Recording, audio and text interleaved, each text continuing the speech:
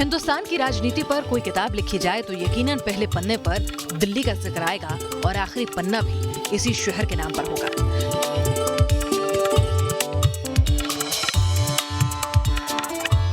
देश की सियासत दिल्ली की धुरी पर घूमती है और दिल्ली में इन दिनों मचा है चुनावी दंगल।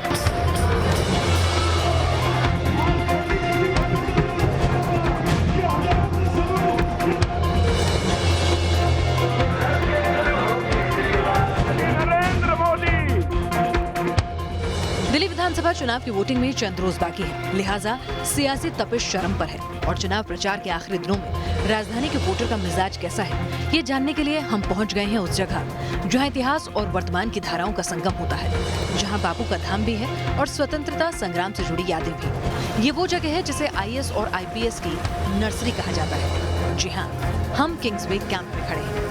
दिल्ली में चुनावी सरगर्मी अपने चरम पर है। हर पार्टी अपनी पूरी ताकत झोंक रही है और लाजमी भी है क्योंकि बात देश की राजधानी दिल्ली की कुर्सी पर काबिज होने की है। आपको बता दें कि आज मेरी दिल्ली के इस सियासी सफर में इतिहास के पन्नों को टटोलते हुए हम आपको ले चलेंगे उस इलाके में, किंग्सवे कैंप के उस इलाके में जहां से देश के भविष्य के IAS तैयार होते हैं, जहां पर महात्मा गांधी ने अपने जीवन के कई महत्वपूर्ण साल आज़ादी से पहले बिताए और साथ ही वो जगह जहां दिल्ली को बतौर देश की राजधानी घोषित किया गया, यानी ये पूरा का पूरा किंग्सवे कैंप का इलाका। इसके राजनीतिक मिजाज और इतिहास को टटोलेंगे आज मेरी दिल्ली के इस एपिसोड में। दिल्ली के चुनावी समर में सिद्धांतों की राजनीति हो रही है या फिर वादों की क्यारियों में वोटों की फसल उगाने की कवायद चल रही है, ये जानने और समझने के लिए न्यूज नेशन की टीम किंग्सवे कैंप पहुंची। किंग्सवे कैंप की कहानी का भारत के स्वतंत्रता संग्राम के इतिहास से गहरा नाता रहा है। यहाँ गांधी आश्रम है जहाँ बापू 6 महीने से भी ज्यादा वक्त तक रहे और आजादी की जंग लड़ी, ये अलख जगाई थी। ये वही आश्रम है जहाँ से गांधी जी ने अंग्रेजों को ललकारा था। रघुपति राघव राजा राम, पतित पावन सीताराम। गांधी जी यहाँ अपने परिवार के साथ ठहरे थे। इस आश्रम को बाद में बापू की पत्नी कस्तूरबा गांधी जी का घर कहा जाने लगा। आज भी इसके कोने कोने में बा की स्मृतियों की झलक मिलती है।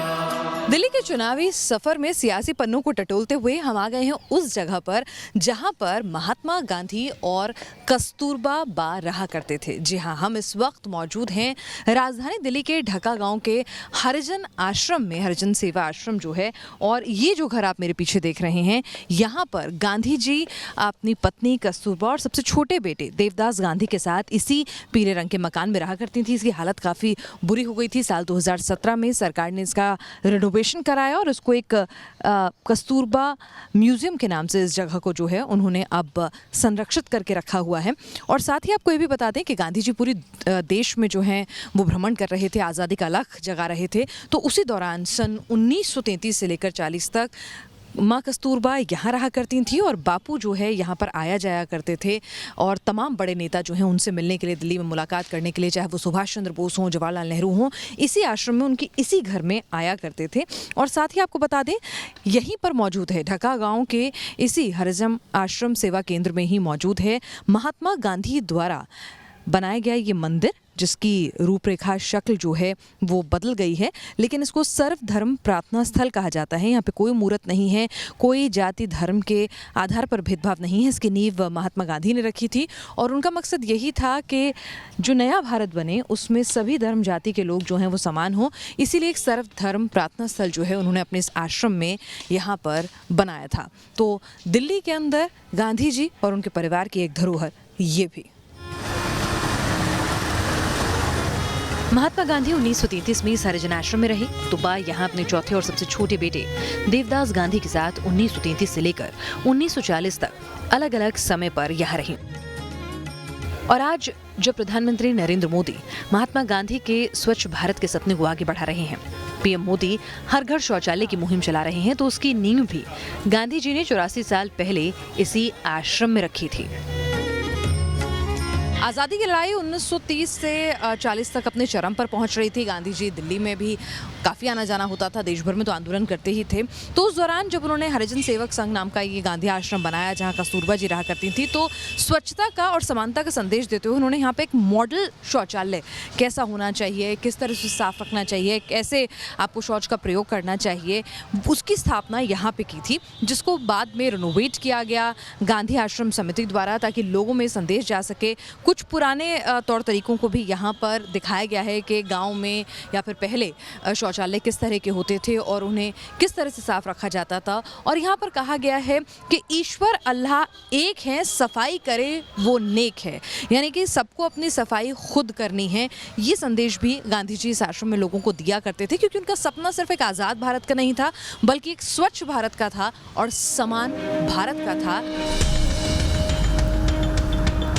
किंग्सवे कैंप के पास ही है ढाका धीरपुर गांव। आज़ादी की लड़ाई के दिनों में ये गांव स्वतंत्रता सेनानियों का गढ़ हुआ करता था। यहाँ भारत को अंग्रेजों की गुलामी से मुक्त करने की रणनीति बनी थी। बापू की मौजूदगी ने इसकी अहमियत को और बढ़ा दिया था। इस गांव की हालत आज कैसी है, ये जानने के लिए हम ढाका धीरपुर गांव के उस चौपाल पर भी पहुंचे।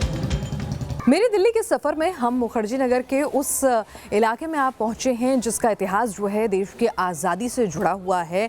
ढका गांव है ये। अब शक्लो सूरत में बदलते वक्त के साथ गांव जैसा तो कुछ भी नहीं रहा है, लेकिन ढका धीरपुर जो है इसका नाम हुआ करता था। अभी भी चौपाल है, गांव की शक्लो सूरत जो है कुछ कुछ बाकी रह गई है।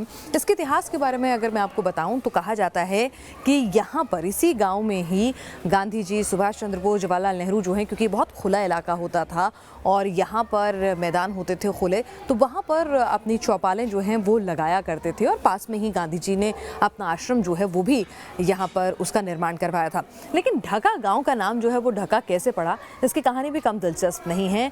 जब किंग्सवे कैंप में जॉर्ज पंचम का दरबार लगा और जब दिल्ली को देश की राजधानी घोषित किया गया था, तो कहा जाता है कि महारानी को यहाँ से गुजरना था और अंग्रेज़ की फ़ौज चाहती थी कि वो इस इलाके को, इस गांव को कंटोनमेंट में तब्दील कर दे उनकी सुरक्षा के लिए। लेकिन जब गांव वाले अड़ गए और उन्होंने बात नहीं मानी, तो इस पूरे गांव को ढक दिया गया ताकि महारानी को कोई देख ना सके और सुरक्षित रहे पूरा इलाका और खूबसूरत लगे। तो तब से इस जगह को ढका गाँव कहा जाने लगा। गांधी जी के कदम देश में जहां जहां पड़े वो बेहद खास बन गया और ढाका धीरपुर गांव में तो गांधी जी पूरे परिवार के साथ करीब 6 महीने से ज्यादा रुके थे और उससे गांव के लोग आज भी अपने आप को काफी गौरवान्वित महसूस करते हैं। कहा जाता है कि इस गांव ने आज़ादी की लड़ाई देखी है। 1857 की क्रांति में भी ये गांव जो है वो काफ़ी ज़्यादा बढ़ चढ़कर उसने हिस्सा लिया था और इसकी गलियों के नाम जो हैं वो आज़ादी के मतवालों के नाम पर जो हैं वो रखे जाते थे। कहते हैं कि यहीं से गांधी जो है यहीं रहते थे। 1947 से पहले है। गांधी जी आया करते थे, सुभाष वगैरह नहीं। सुभाष जवाहरलाल नहीं आए यहाँ कभी भी। जैसे हमारे दादाजी थे बड़े, वो थे, वो उस टाइम में मारे गए थे वो अंग्रेजों 37 में 35 में जो हुआ था, उस टाइम में गांव के कई लोग मारे गए थे। फिर वो डिले हो गया था। उसके बाद फिर जो है कुछ लोग यहाँ से बाहर चले गए थे। जिस गांव का इतिहास इतना गौरवशाली रहा है, उस गांव में इन दिनों सियासी हवा कैसी चल रही है, ये जानने की भी हमने कोशिश की। की सरकार से कोई कुछ नहीं, पानी फ्री हुआ, उससे फायदा नहीं हुआ। बार जगह बिल आ रहा है। उनको कहाँ का मौका मिलेगा, मौका मिल गया, 5 साल रह लिए वो। आज की टाइम में तो राष्ट्रपति मोदी ही है। गांव के लिए आदमी ऐसा चाहिए, मोदी जैसा है कर्मठ कर्मचारी। जो भी नेता आए हमारे यहाँ पे वही आएगा, हमारा गांव का कुछ विकास तो करे, कुछ हमारा विकास तो 5 सालों में नहीं हुआ। नहीं हुआ सर, बिल्कुल नहीं हुआ। लेकिन गांव में कभी नहीं आया। चलिए, तो आप देख रहे हैं कि गांव के लोग जो हैं अपने विधायक से भी नाराज़ हैं और उनका कहना है कि फ्री की पॉलिटिक्स कम से कम उनके गांव में नहीं चलेगी और उनकी अपनी शिकायतें हैं, लेकिन राष्ट्रवाद का मुद्दा जो है वो गांव के लोगों तक भी पहुंचाने में बीजेपी कामयाब रही है। किंग्सवे कैंप इलाके में कई ऐतिहासिक धरोहरें भी हैं जो स्वतंत्रता संग्राम के समय की हैं। हम उस कोरोनेशन पार्क भी पहुंचे जहां अंग्रेजों का दिल्ली दरबार लगा था। एडवर्ड सात की मृत्यु के बाद जॉर्ज पंचम और महारानी मैरी को भारत का सम्राट और सम्राज्ञी जो है वो बनाया गया। उसके बाद जॉर्ज पंचम और महारानी मैरी जो हैं वो हिंदुस्तान आए और उन्होंने 12 दिसंबर 1911 को यहाँ पर, यही वो जगह है जिसे कॉर्नेशन पार्क के तौर पर अब जाना जाता है, यहाँ पर किंग्सवे कैंप में अपना दिल्ली दरबार लगाया। और दिल्ली दरबार में उन्होंने कोलकाता से दिल्ली को राजधानी, कोलकाता से दिल्ली शिफ्ट करने का फैसला किया और दिल्ली को अपनी राजधानी घोषित किया। और साथ ही नई दिल्ली की जो नींव है वो भी यहीं से पड़ी थी।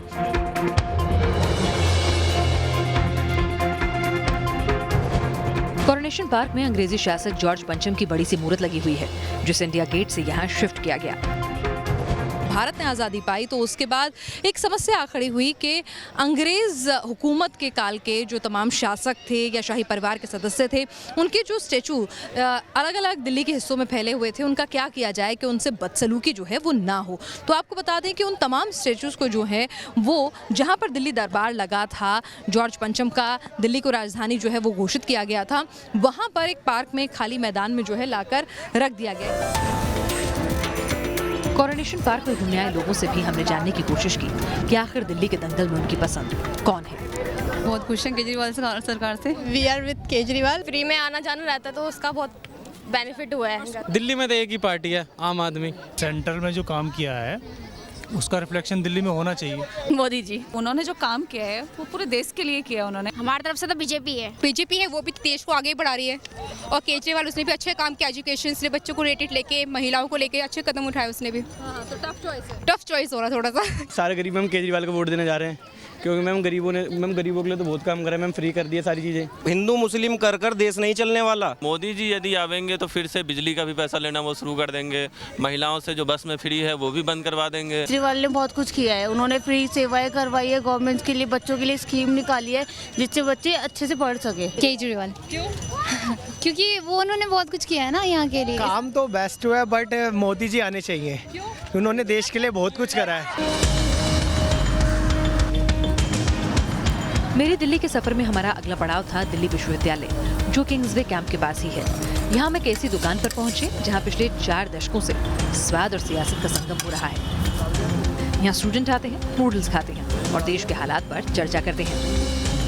दिल्ली के सियासी सफ़र पर अगर आप मुखर्जी नगर किंग्सवे कैंप इलाके में आए हैं तो यहाँ दिल्ली यूनिवर्सिटी में 40 साल से भी पुराने स्मैगी पॉइंट पर ना आए तो कहीं ना कहीं दिल्ली की ये चुनावी यात्रा अधूरी है, क्योंकि यहाँ पर शाम को आपको खूब भीड़ मिलेगी और यहाँ पर बच्चे जो हैं मैगी का और तमाम अपने कैफ़े जॉइंट्स का स्वाद तो लेते ही हैं, लेकिन साथ ही साथ यहाँ पर चर्चा भी होती है देश के भविष्य को लेकर। ये बताइए कि इलेक्शन का साल है, इलेक्शन बिल्कुल आ ही गए हैं, कैसा आप रेट करेंगे केजरीवाल के काम को? मुझे लगता है उन्होंने अच्छा काम किया है बिजली के लिए, पानी के लिए। आई थिंक मैं तो उन्हें वोट करूंगा। अभी भी लोग कहीं ना कहीं कामकाज से ऊपर और चीज़ों को देखते हैं जो कि नहीं होना चाहिए, पर it's something out of your hand.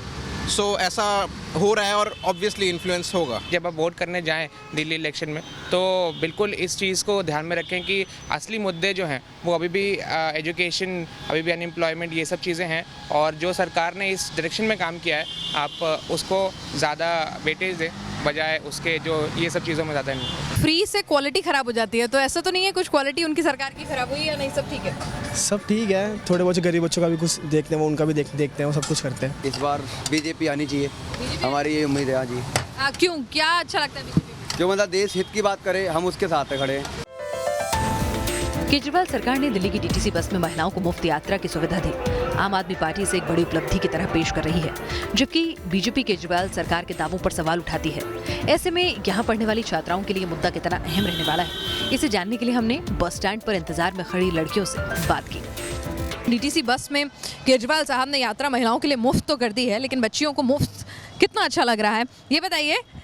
Election जो हैं वो आने वाले हैं दिल्ली में, जी। आपके लिए तो बस में सफ़र फ्री है? हाँ, अभी तो फ्री है फिलहाल। हाँ, तो ये बताइए कि फ्री ज़्यादा अच्छा लगता है या फिर क्या? फ्री की चीज़ है, सबको अच्छी लगेगी, बस ये कंटिन्यू रहेगा तब तो।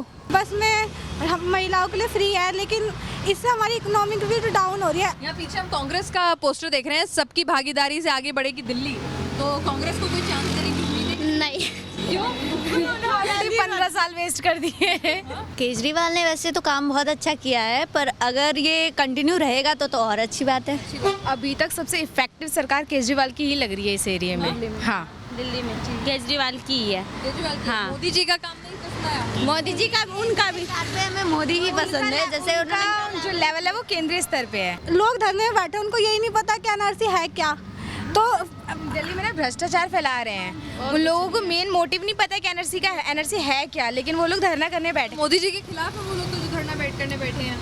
वो खिलाफ नहीं है, लेकिन बस वो समझ ही नहीं रहे हैं कि एक्चुअली में वो है क्या। दोनों पार्टी ठीक है, लेकिन वो हमारे ऊपर है, हम किसको दें। ये भी चलिए, तो यहाँ पर आप देखिए कि बच्चों के मन में भी, युवाओं के मन में भी ये है कि अभी उनकी अपनी अपनी ओपिनियन है। सेंटर के लिए कुछ पसंद है, दिल्ली के लिए कुछ पसंद है, कई की राय बटी हुई भी है। लेकिन एक चीज़ को लेकर, जैसे ये कांग्रेस का ये पोस्टर आप देख रहे हैं, बैनर देख रहे हैं, इस पर धूल जो है कहीं ना कहीं वो पटी पड़ी है। वो कांग्रेस जिसने 15 साल दिल्ली पर शासन किया, शीला दीक्षित जिनको एक मिसाल के तौर पर याद किया जाता है तमाम आरोप और तमाम प्रत्यारोपों के बीच में, ये कहीं ना कहीं जिस तरह से आप देख रहे हैं ये पोस्टर बैनर धूल पड़ गए हैं, वैसे ही दिल्ली की इस लड़ाई में कांग्रेस जो है कहीं ना कहीं उस पर एक धूल सी जम गई है।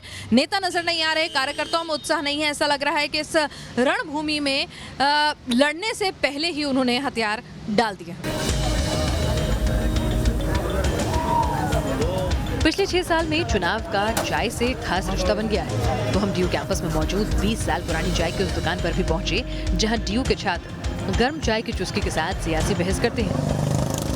चुनाव में चाय मुद्दा बनी, चाय वाला मुद्दा बना, और अब आलम यह है कि चुनावी चर्चा भी जो है वो चाय पर होती हैं। और ऐसे में दिल्ली यूनिवर्सिटी कैंपस में हम आए हैं जहां पे स्टूडेंट्स को तमाम क्लासेस के बीच में अपने आप को तरोताज़ा रखने के लिए, गॉसिप करने के लिए, चर्चा करने के लिए एक चाय की आदत ज़रूरत होती है। इन्हीं स्टूडेंट्स से जानते हैं दिल्ली का राजनीतिक मिजाज क्या कहता है। 5 साल के जब एंड आते हैं तब ये सब काम करते हैं, और आप देख सकते हैं कि सारे जितने भी होर्डिंग्स लगे हैं यहाँ पे सिर्फ पॉलिटिक्स चल रहा है, लेफ्ट अगेंस्ट जेएनयू और एबीवीपी लेफ्ट, यही सब चल रहा है। तो बेसिकली इंफ्रास्ट्रक्चर और एजुकेशन और हेल्थ को छोड़ के लोग इस पे पॉलिटिक्स ज़्यादा कर रहे हैं instead of doing other development. मुझे लगता है कि तीनों पार्टियों का, जो कांग्रेस, बीजेपी एंड आप तीनों मेजर पार्टी जो दिल्ली की हैं, तीनों का मैनिफेस्टो को कंपैरिजन करके लोगों को डिसाइड करना चाहिए कि उन्हें क्या मतलब पसंद है। और डेवलपमेंट पसंद है, वायलेंस पसंद है, कम्युनलिज्म पसंद है उन्हें। No, Delhi is not safer for women presently. हम तो काम के ऊपर ही वोट देंगे, देखेंगे किसी को। आम आदमी पार्टी को ही देना चाहिए वोट, क्योंकि उन्होंने काफ़ी लोगों के लिए काम करने की कोशिश की है। ऐसा लग रहा है कि कांग्रेस जो अपनी एडवर्टाइजमेंट पे स्पेंड भी कर रहा है या कर भी रहा है, तो वो क्यों ही कर रहा है। हमें दिल्ली में सिर्फ आम आदमी पार्टी और बीजेपी ही दिख रहा है, और पता सभी को है कि जीतना किसने है। जितनी भी उन्होंने सर्विसेज के लिए कमिटमेंट की थी, वो अभी लास्ट 4 मंथ में ही उन्होंने थोड़ा बहुत जो भी किया, only just 50 to 60%, but I don't think so कि आगे वो रिलाई करेंगे उस चीज़ को। दिल्ली यूनिवर्सिटी और किंग्सवे कैंप के पास ही है मुखर्जी नगर, जिसे आईएएस और आईपीएस की फैक्ट्री कहा जाता है। दरअसल मुखर्जी नगर एक एजुकेशनल हब बन चुका है, जहां बड़ी संख्या में लोग कोचिंग सेंटर और इंस्टीट्यूट चलाते हैं। खास तौर पर सिविल सर्विसेज की परीक्षाओं की तैयारी करवाने वाले संस्थानों की मौजूदगी इसे खास बनाती है। हर साल देश भर के छात्र यहाँ सिविल सर्विसेज की कोचिंग लेने आते हैं। देश की जनता को, देश को चलाते हैं नेता, चकमा देते हैं, लेकिन नेताओं को भी अगर कोई चला सकता है, काबू में रख सकता है, उनकी नकेल कर सकता है, तो वो होते हैं प्रशासनिक अधिकारी। कहा जाता है अगर देश को बनाना, बिगाड़ना है, योजनाओं का सही एग्जीक्यूशन कराना है, तो उसमें सबसे बड़ा रोल होता है प्रशासनिक अधिकारी, आईएएस पीसीएस ऑफिसर्स का।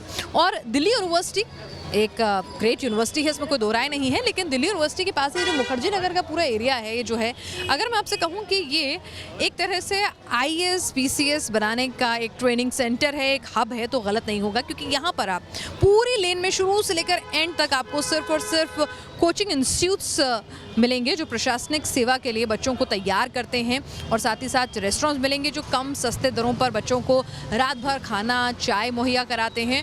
फोटोस्टेट, फोटोकॉपी की दुकानें मिलेंगी, और साथ ही पीजीज मिलेंगे जो इन बच्चों को सस्ती दरों पर दिल्ली जैसे महानगर में रहने के लिए उपलब्ध होते हैं। तो हम उसी सड़क पर हैं जिसे एक तरह से कहें कि आईएएस ट्रेनिंग सेंटर हब ये एक तरह से बन चुका है। तो जाहिर सी बात है ये इन्हीं में से भविष्य के प्रशासनिक अधिकारी निकलेंगे, तो इनसे कुछ बातचीत करते हैं दिल्ली के चुनावों को लेकर। आईएएस की तैयारी कर रहे हैं आप? बिल्कुल। ये बताइए कि दिल्ली में चुनाव है तो आप लोगों से बेहतर राय कौन रख सकता है? एनआरसी सीए क्या मुद्दा बनेगा? बिल्कुल सही है, एनआरसी तो बिल्कुल सही, बिल्कुल मुद्दा बनेगा। ये मानना है कि एनआरसी हमारे देश के लिए बहुत खासकर बेहतर होगा, सबसे ज़्यादा बेहतर होगा एनआरसी। अगर ये जो इतने सारे प्रोटेस्ट हो रहे हैं, अगर हम उनमें से पूछने जाएं जो लोग कर रहे हैं प्रोटेस्ट, तो उनको ये पता भी नहीं होगा कि उनके प्रोविजंस हैं क्या। एनआरसी यहाँ पे भी लागू हुआ है, पूरे देश के लिए वो है, तो यहाँ पे भी लागू हो सकता है वो।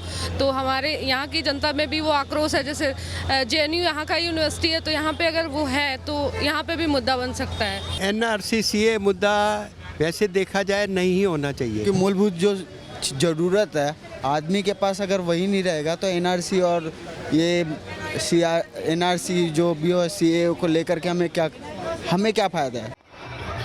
मुखर्जी नगर में हमें कुछ लोग केजरीवाल सरकार के प्रदर्शन से खुश नजर आए तो कुछ ऐसे भी थे जो दिल्ली सरकार के इरादों पर सवाल उठा रहे थे। इलेक्शन कुछ टाइम बचे होते लास्ट टाइम, तो यहाँ के गवर्नमेंट्स काम कराने लगते हैं, जैसे कि अभी 6-7 महीने बच्चे वोटिंग में, तब बसेस फ्री कर दिए, मतलब कि बिजली बिल फ्री कर दिए, मतलब कि ये पहले क्यों नहीं करते हैं? केजरीवाल नहीं आना चाहिए, बाकी कोई भी पार्टी आ जाए चलेगा, लेकिन केजरीवाल क्यों? अरे पूरे गड्ढे हो गए हैं दिल्ली में, जो भी भरे थे वो भी उखड़ गए हैं। बाकी जो प्रॉब्लम्स है वो रिजॉल्व हुई हैं, स्कूल कॉलेजेस का स्कूल का देखा जाए, और बाकी जो प्रॉब्लम्स है हेल्थ इशूज़ है उनके रिलेटेड भी है जो वो सारी रिजॉल्व हुई हैं। सबसे अच्छा है कि वही मनोज तिवारी ही बने, हाँ, और मोदी का ही सरकार पूरे मतलब इंडिया में होना चाहिए। बीजेपी जिसको भी लाए वो उसी को हम स्वीकारेंगे। यहाँ पर आप देख रहे हैं मिली जुली राय है, चाहे फिर वो एनआरसी सीए को मुद्दा बनेगा या नहीं इसको लेकर हो, या फिर पार्टियों की पसंद को लेकर हो, और शायद यही लोकतंत्र की सबसे खूबसूरत बात भी है। दिल्ली चुनाव में हर पार्टी ने अपनी पूरी ताकत चुनाव प्रचार में झोंक दी है, लेकिन दिल्ली के दिल में क्या है ये तो 11 फरवरी को ही पता चलेगा। मेरे दिल्ली के इस एपिसोड में हमने आपको दिल्ली के राजधानी बनने की कहानी से रूबरू कराया, दिल्ली का इतिहास दिखाया, दिल्ली की युवा सोच से मिलवाया, साथ ही दिल्ली के गांव आज़ादी का कनेक्शन और दिल्ली की सियासत को लेकर उनकी मौजूदा सोच से भी वाकिफ कराया। हमारी इस खास पेशकश में फिलहाल के लिए इतना ही।